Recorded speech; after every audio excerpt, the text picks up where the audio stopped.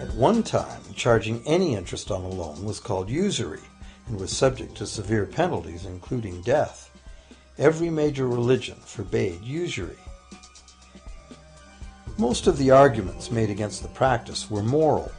It was held that money's only legitimate purpose was to facilitate the exchange of real goods and services. Any form of making money from simply having money was regarded as the act of a parasite or of a thief. However, as the credit needs of commerce increased, the moral arguments eventually gave way to the argument that lending involves risk and loss of opportunity to the lender, and therefore attempting to make a profit from lending is justified. Today, these notions seem quaint. Today, the idea of making money from money is held as an ideal to strive for. Why work when you can get your money to work for you?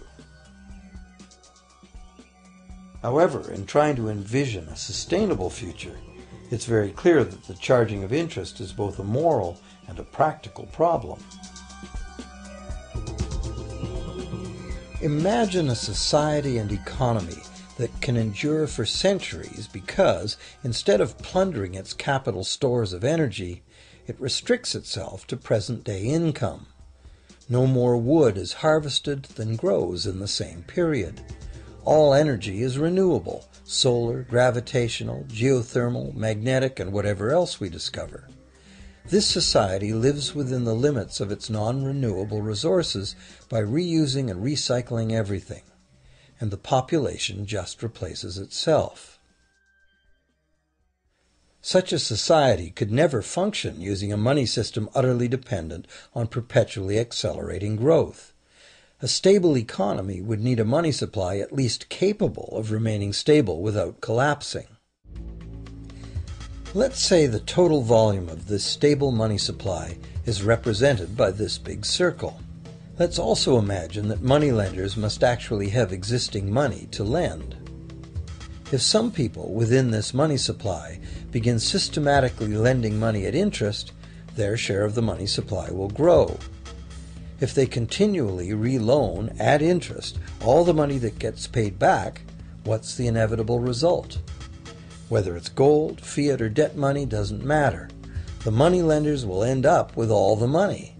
And after the foreclosures and bankruptcies are all filed, they'll get all the real property too. Only if the proceeds of lending at interest were evenly distributed among the population would this central problem be solved. Heavy taxation of bank profits might accomplish this goal, but then why would banks want to be in business? If we were ever able to free ourselves of the current situation, we could imagine banking run as a non-profit service to society, dispersing its interest earnings as a universal citizen dividend, or lending without charging interest at all.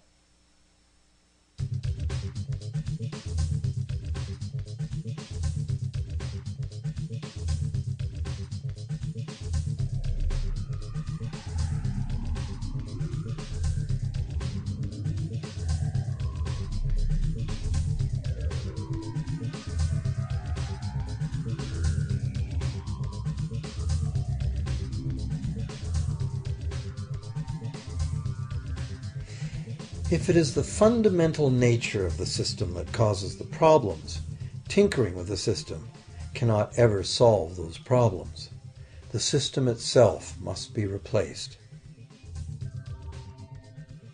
Many monetary critics call for a return to gold-based money, claiming that gold has a long history of reliability. They ignore the many scams that can be played with gold, shaving coins, debasing the metal, cornering the market, all of which were abundantly practiced in ancient Rome and contributed to its fall. Some advocate silver, it being more abundant than gold and therefore more difficult to corner.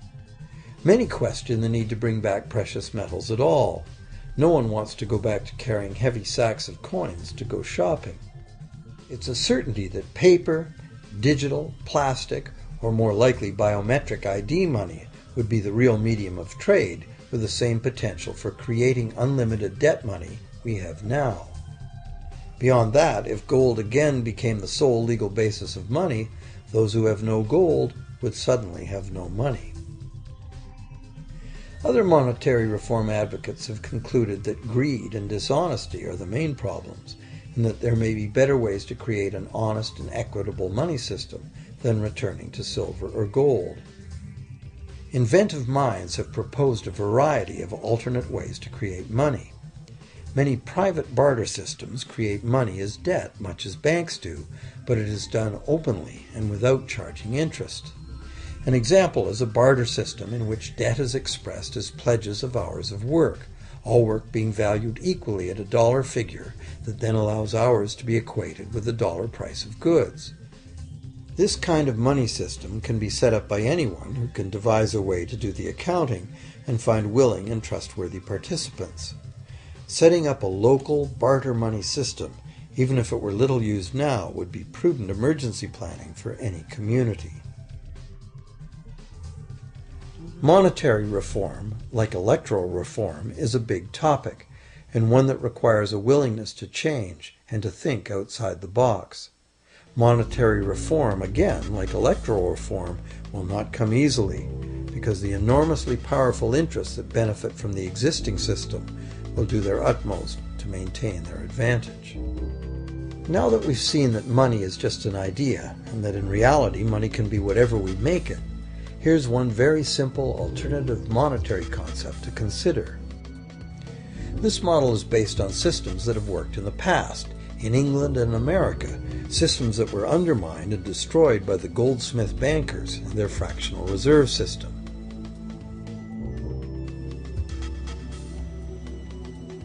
To create an economy based on permanent interest-free money, money could simply be created and spent into the economy by the government, preferably on long-lasting infrastructure that facilitates the economy, such as roads, railroads, bridges, harbors, and public markets.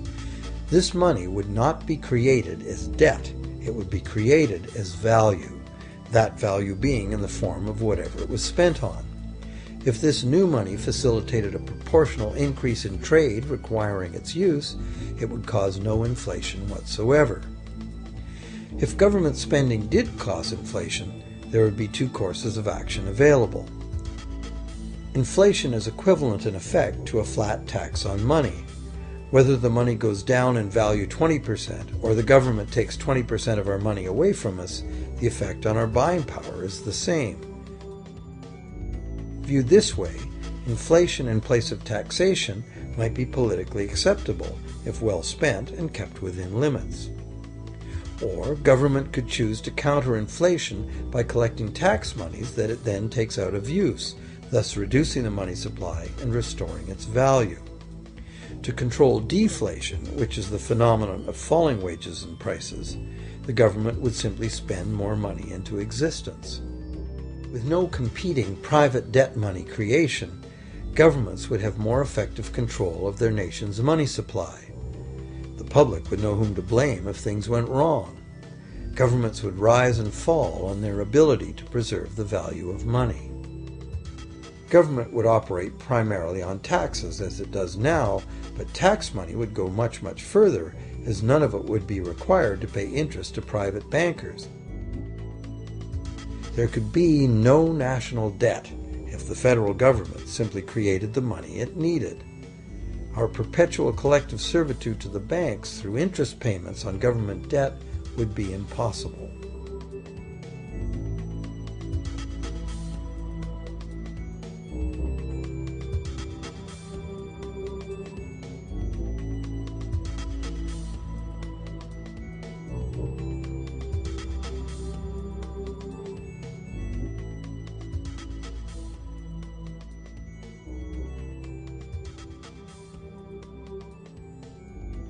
What we have been taught to believe as democracy and freedom has become in reality an ingenious and invisible form of economic dictatorship. As long as our entire society remains utterly dependent on bank credit for its supply of money, bankers will be in the position to make the decisions on who gets the money they need and who doesn't.